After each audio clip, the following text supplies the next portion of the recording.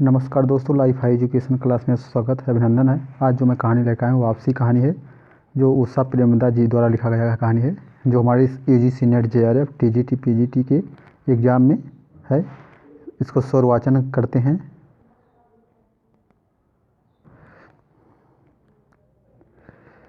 गजाधर बाबू ने कमरे में जमा सामान पर एक नज़र दौड़ाई। 2 बक्स, डोलची, बाल्टी, यह डिब्बा कैसा है गणेशी? उन्होंने पूछा। गणेशी बिस्तर बांधता हुआ कुछ गर्व, कुछ दुख, कुछ लज्जा से बोला। घरवाली ने साथ कुछ बेसन के लड्डू रख दिए हैं। कहा बाबूजी को पसंद थे। अब कहाँ हम गरीब लोग आपकी कुछ खातिर कर पाएंगे। घर जाने की खुशी में भी गजाधर बाबू ने एक विषाद का अनुभव किया, जैसे एक परिचित स्नेह और आदरमय सहज संसार से उनका नाता टूट रहा हो। कभी कभी हम लोगों की भी खबर लेते रहिएगा, गणेशी बिस्तर में रस्सी बांधता हुआ बोला। कभी कुछ ज़रूरत हो तो लिखना गणेशी, इस अगहन तक बिटिया की शादी कर दो। गणेशी ने अंगोछे के छोर से आंखें पोंछी। अब आप लोग का सहारा ना देंगे तो कौन देगा? आप यहाँ रहते तो शादी में कुछ हौसला रहता। गजाधर बाबू चलने को तैयार बैठे थे कि रेल क्वार्टर का यह कमरा, जिसमें उन्होंने कितने वर्ष बिताए थे, उनका सामान हट जाने से कुरूप और नग्न लग रहा था। आंगन में रोपे पौधे भी जान पहचान के लोग ले गए थे और जगह जगह मिट्टी बिखरी हुई थी, पर पत्नी बाल बच्चों के साथ रहने की कल्पना में या बिछोह एक दुर्बल लहर की तरह उठकर विलीन हो गया। गजाधर बाबू खुश थे, बहुत खुश थे। 35 साल की नौकरी के बाद वह रिटायर होकर जा रहे थे। इन वर्षों में अधिकांश समय उन्होंने अकेले रहकर काटा था। उन अकेले क्षणों में उन्होंने इस समय की कल्पना की थी जब वह अपने परिवार के साथ रह सकेंगे। इसी आशा के सहारे वह अपने अभाव का बोझ ढो रहे थे। संसार की दृष्टि में उनका जीवन सफल कहा जा सकता था। उन्होंने शहर में एक मकान बनवा लिया था। बड़े लड़के अमर और लड़की कांति की शादी कर दी गई थी। 2 बच्चे ऊंची कक्षाओं में पढ़ रहे थे। गजाधर बाबू नौकरी के कारण पराया छोटे स्टेशनों पर रहे और उनके बच्चे और पत्नी शहर में, जिससे पढ़ाई में बाधा ना हो। गजाधर बाबू स्वभाव से बहुत स्नेही व्यक्ति थे और स्नेह की आकांक्षी भी। जब परिवार साथ था तो ड्यूटी से लौटकर बच्चों से हंसते बोलते, पत्नी से कुछ मानो विनोद करते हुए उनके उन सब चले जाने से उनके जीवन में गहन सूनापन भर उठा। खाली क्षणों में उनसे घर में टिका न जाता। कब प्रकृति के न होने पर भी उन्होंने पत्नी की स्नेहपूर्ण बातें याद आती रहती। दोपहर में गर्मी होने पर भी 2 बजे तक आग जलाए रहती और उनके स्टेशन से वापस आने पर गरम गरम रोटियां सेकती। उनके खा चुकने और मना करने पर भी थोड़ा सा कुछ और थाली में परोस देती और बड़े प्यार से आग्रह करती। जब वह थके हारे बाहर से आते तो उनकी आहट पर वह रसोई के द्वार पर निकल आती और उनकी सलज आंखें मुस्कुरा उठती। गजाधर बाबू को तब हर छोटी सी बात भी याद आती और वह उदास हो उठते। अब कितने वर्षों बाद वह अवसर आया था जब वह फिर उसी स्नेह व आदर के मध्य रहने जा रहे थे। टोपी उतारकर गजाधर बाबू ने चारपाई पर रख दी, जूते खोलकर नीचे खिसका दिए। अंदर से रह रहकर कहा काहू की आवाज़ आ रही थी। इतवार का दिन था और उनके सब बच्चे इकट्ठे होकर नाश्ता कर रहे थे। गजाधर बाबू के सूखे चेहरे पर एक स्निग्ध मुस्कान आ गई थी। उसी तरह मुस्कुराते हुए वह बिना खासे अंदर चले आए। उन्होंने देखा कि नरेंद्र कमर पर हाथ रखे शायद गत रात की फिल्म में देखे गए किसी नृत्य की नकल कर रहा था और बसंती हंस हंस कर दोहरी हो रही थी। अमर की बहू को अपने तन बदन में आंचल या घूंघट का कोई होश न था और वह उन्मुक्त रूप से हंस रही थी। गजाधर बाबू को देखते ही नरेंद्र धप से बैठ गया और चाय का प्याला उठाकर मुंह से लगा लिया। बहू को होश आया और उसने झट से माथा ढक लिया। केवल बसंती का शरीर रह रहकर हंसी दबाने के प्रत्यंत में हिलता रहा। गजाधर बाबू ने मुस्कुराते हुए उन लोगों को देखा, फिर कहा, क्यों नरेंद्र, क्या नकल हो रही है? कुछ नहीं बाबूजी, नरेंद्र ने सिट पिटाकर कहा। गजाधर बाबू ने चाहा था कि वह भी इस महाविनोद में भाग लेते, पर उनके आते ही जैसे सब कुंठित हो चुप हो गए। उससे उनके मन में थोड़ी सी खिन्नता उपज आई। बैठते हुए बोले, बसंती चाय मुझे भी देना। तुम्हारी अम्मा की पूजा भी चल रही है क्या? बसंती ने माँ की कोठरी की ओर देखा। अभी आती ही होंगी और प्याले में उनके लिए चाय छानने लगी। बहू चुपचाप पहले ही चली गई थी। अब नरेंद्र भी चाय का आखिरी घूंट पीकर वहाँ उठ खड़ा हुआ। केवल बसंती और पिता के लिहाज में चौकी में बैठी माँ की राह देखने लगी। गजाधर बाबू ने एक घूंट चाय पी और फिर कहा, बिट्टी चाय तो फीकी है, लाइए चीनी और डाल दूँ? बसंती बोली। रहने दो, तुम्हारी अम्मा अब जब आएंगी तभी पी लूँगा। थोड़ी देर में उनकी पत्नी हाथ में अर्ध का लोटा लिए निकली और अशुद्ध स्तुति कहते हुए तुलसी में डाल दिया। उन्हें देखते ही बसंती भी उठ गई। बसंती और पत्नी ने आकर गजाधर बाबू को देखा और कहा, अरे आप अकेले बैठे हैं, ये सब कहाँ गए? गजाधर बाबू के मन में फांस सी कर उठी। अपने अपने काम में लग गए हैं, आखिर बच्चे ही हैं। पत्नी आकर चौके में बैठ गई और उन्होंने नाक भों चढ़ाकर चारों ओर जूठे बर्तनों को देखा। फिर कहा, मारे सारे में जूठे बर्तन पड़े हैं, इस घर में धर्म कर्म कुछ नहीं है, पूजा करके सीधे चौके में घूमो। फिर उन्होंने नौकर को पुकारा। जब उत्तर ना मिला तो एक बार वह और ऊंचा स्वर में फिर पति को ओर देखकर बोली, बहू ने भेजा होगा बाजार। और एक लंबी सांस लेकर चुप हो रहे। गजाधर बाबू बैठकर चाय और नाश्ते का इंतजार करते रहे। उन्हें अचानक ही गणेशी की याद आ गई। रोज़ सुबह पैसेंजर आने से पहले वह गरम गरम पूड़ियाँ और जलेबी बनाता था। गजाधर बाबू जब तक उठकर तैयार होते उनके लिए जलेबियाँ और चाय लाकर रख देता था। चाय भी कितनी बढ़िया, कांच के गिलास में ऊपर तक भरी, लबालब पूरे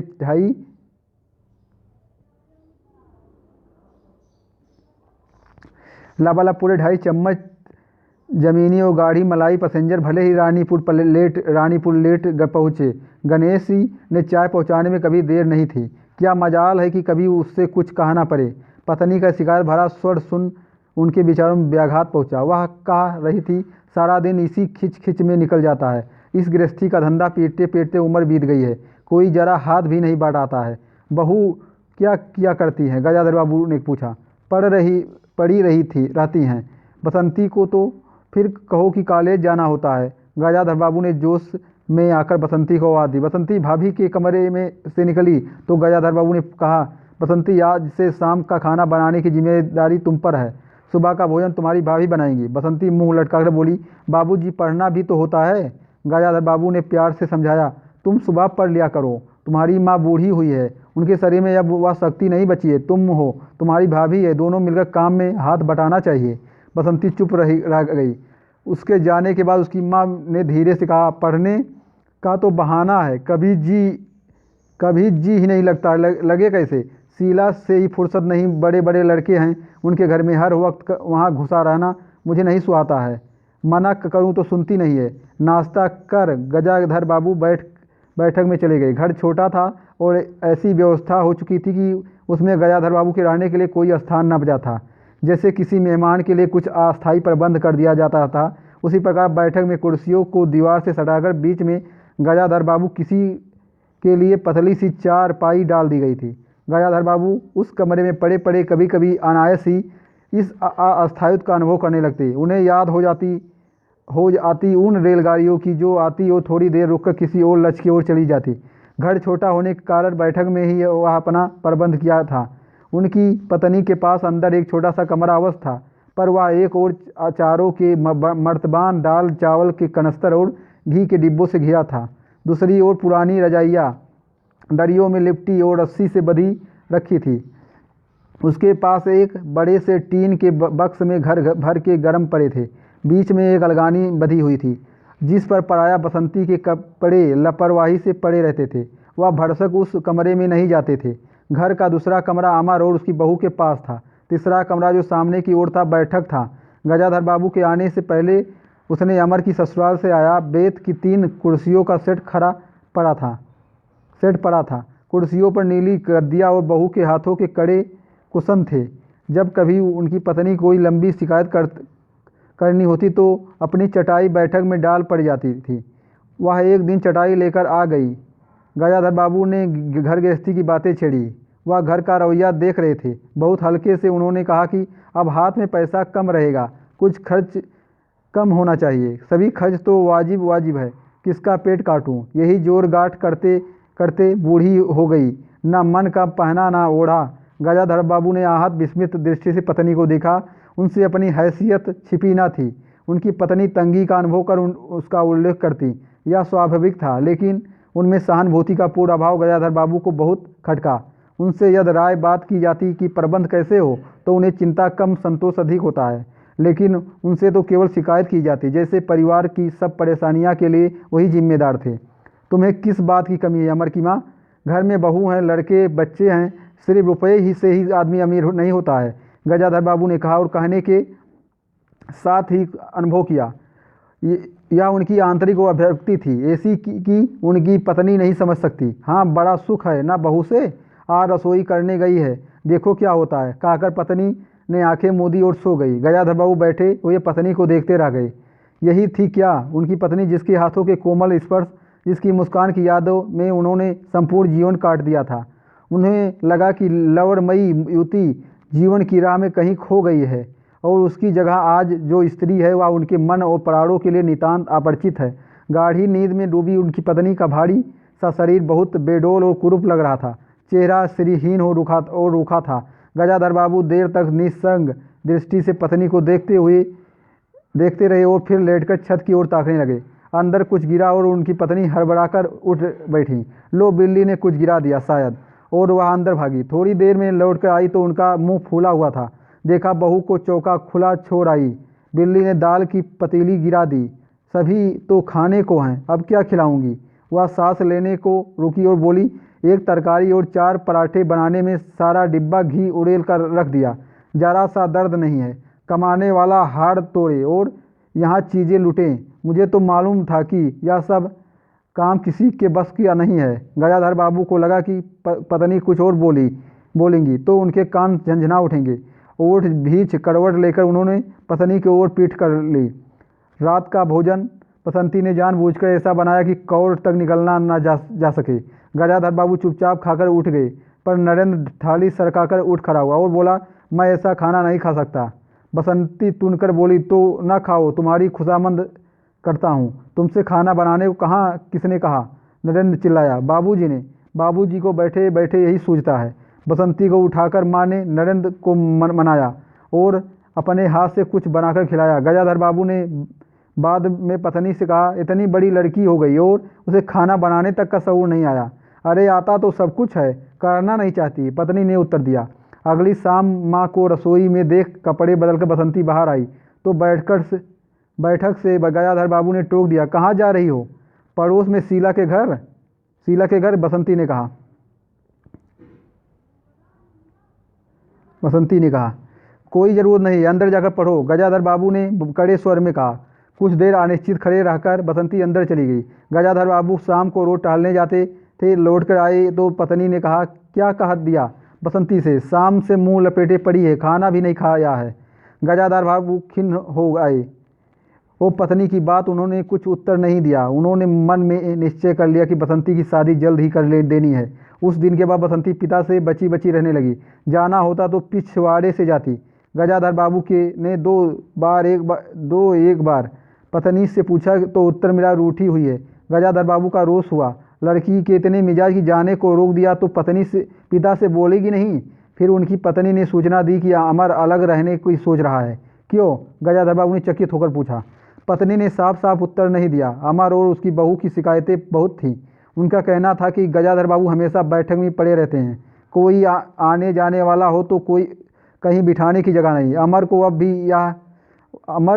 अब भी वह छोटा सा समझते थे और मौके बेमौके पर टोक देते थे। बहू का काम करना पड़ता था और सास जब तक फुहरपन पर ताने देती रहती। हमारे आने से पहले भी कभी ऐसी बातें हुई थी? गजाधर बाबू ने पूछा। पत्नी ने सिर हिलाकर बताया कि नहीं, पहले अमर घर का मालिक बन कर रहता था, बहू को कोई रोक टोक न थी। अमर के दोस्तों का पराया यहीं अड्डा जमा रहता था और अंदर से नाश्ता चाय तैयार होकर जाता रहता था।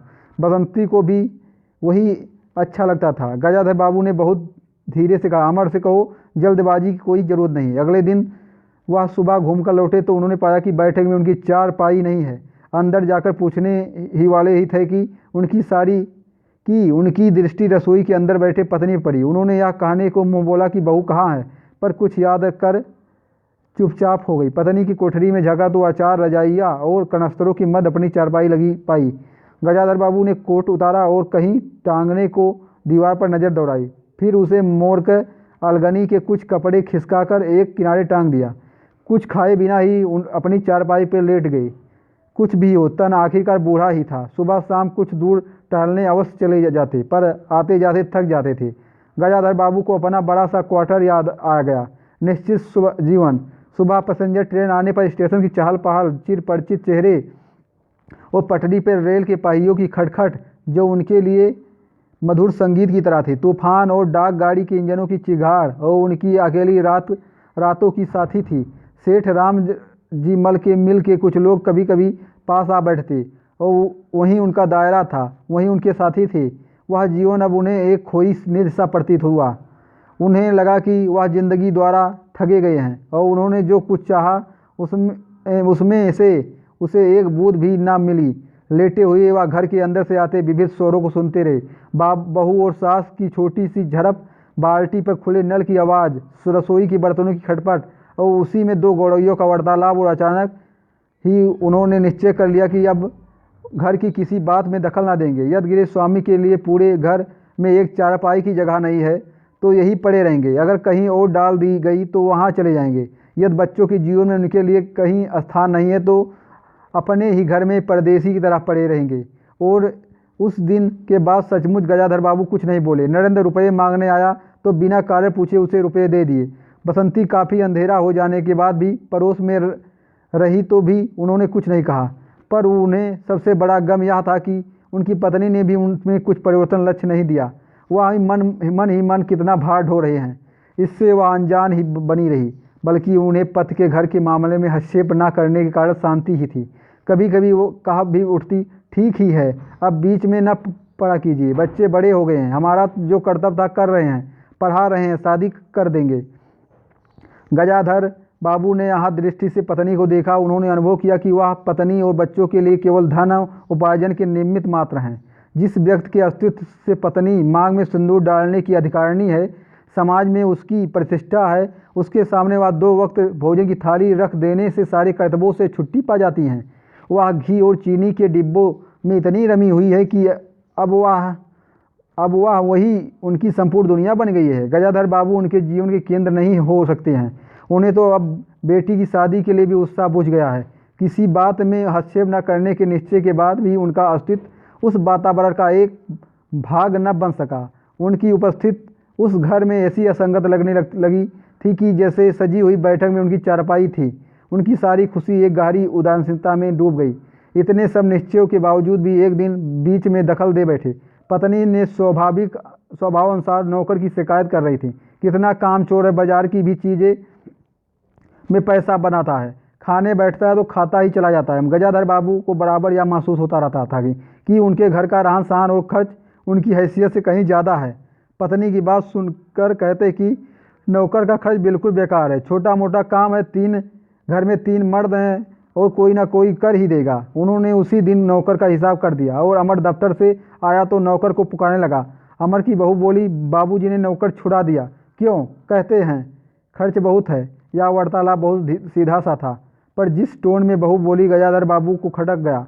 उस दिन भारी होने के कारण गजाधर बाबू टहलने नहीं गए और आलस में उठकर बत्ती भी नहीं जलाई थी। इस बात से वो बेखबर नरेंद्र अम्मा से कहने लगा, अम्मा जी तुम बाबू जी से कहती क्यों नहीं? बैठे बिठाए कुछ नहीं तो नौकर ही छुड़ा दिया। अगर बाबूजी यह समझे कि मैं साइकिल पर गेहूं रख आटा पिसाने जाऊंगा तो मुझसे यह नहीं होगा। हाँ अम्मा, बसंती का स्वर था, मैं कॉलेज भी जाऊं और लौटकर घर में झाड़ू भी लगाऊं, या मेरी बस की बात नहीं है। बूढ़े आदमी हैं, अमर भुनभुनाया, चुपचाप पड़े रहें, हर चीज़ में दखल क्यों देते हैं? पत्नी ने बड़े व्यंग से कहा और कुछ नहीं सूझा तो तुम्हारी बहू को ही चौके में भेज दिया। वह गई तो 15 दिन का राशन 5 दिन में बनाकर रख दिया। बहू कुछ कहे इससे पहले वह चौके में घुस गई। कुछ देर में अपनी कोठरी में आई और बिजली जलाई तो गजाधर बाबू को लेटे देख बड़ी सिटपिटाई। गजाधर बाबू की मुख मुद्रा में वह उनमें भाव का अनुमान न लगा सकी। वह चुपचाप आंखें बंद किए लेटे रहे। गजाधर बाबू की चिट्ठी हाथ में लिए अंदर आए और पत्नी को पुकारा। वह भीगे हाथ लिए निकली और आंचल में पूछती हुई पास आ खड़ी हुई। गजाधर बाबू ने बिना किसी भूमिका के कहा, मुझे सेठ राम जी मल की चीनी मिल में नौकरी मिल गई है। खाली बैठे रहने से तो 2-4 पैसे घर में आए वही अच्छा है। उन्होंने तो पहले ही कहा था कि मैंने ही मना कर दिया था। फिर कुछ रुककर जैसे बुझी हुई आग में एक चिंगारी चमक उठे। उन्होंने धीमे स्वर में कहा, मैंने सोचा था कि बरसों तुम सबसे अलग रहने के बाद अवकाश पाकर परिवार के साथ रहूँगा। खैर परसों जाना है, तुम भी चलोगी? मैं पत्नी से शक पकाकर कहा, मैं चलूँगी तो यहाँ क्या होगा, इतनी बड़ी गृहस्थी, फिर सयानी लड़की। बात बीच में काट गजाधर बाबू ने हताश स्वर में कहा, ठीक है तुम यहीं रहो, मैंने तो ऐसे ही कहा था, और गहरे मौन में डूब गए। नरेंद्र ने बड़ी तत्परता से बिस्तर बांधा और रिक्शा बुला लाया। गजाधर बाबू का टीन का बक्स और पतला सा बिस्तर उस पर रख दिया। नाश्ते के लिए लड्डू और मठरी की डालियाँ ले गजाधर बाबू रिक्शे पर बैठ गए। दृष्टि उन्होंने अपने परिवार पर डाली, फिर दूसरी ओर देखने लगे और रिक्शा चल पड़ा। उनके जाने के बाद सब अंदर लौट आए। बहू ने अमर से पूछा, सिनेमा ले चलिएगा ना? बसंती ने उछलकर कहा, भैया हमें भी। गजाधर बाबू की पत्नी सीधे चौके में चली गई, बची हुई मठरियों को कटोरेदार में रखकर अपने कमरे में लाई और कना अस्तरों के पास रख दिया। फिर बाहर आकर कहा, अरे नरेंद्र बाबू की चारपाई कमरे से निकाल दे, उसमें चलने तक की जगह नहीं है। यहीं पर एक कहानी समाप्त होती है। वापसी कहानी है। धन्यवाद।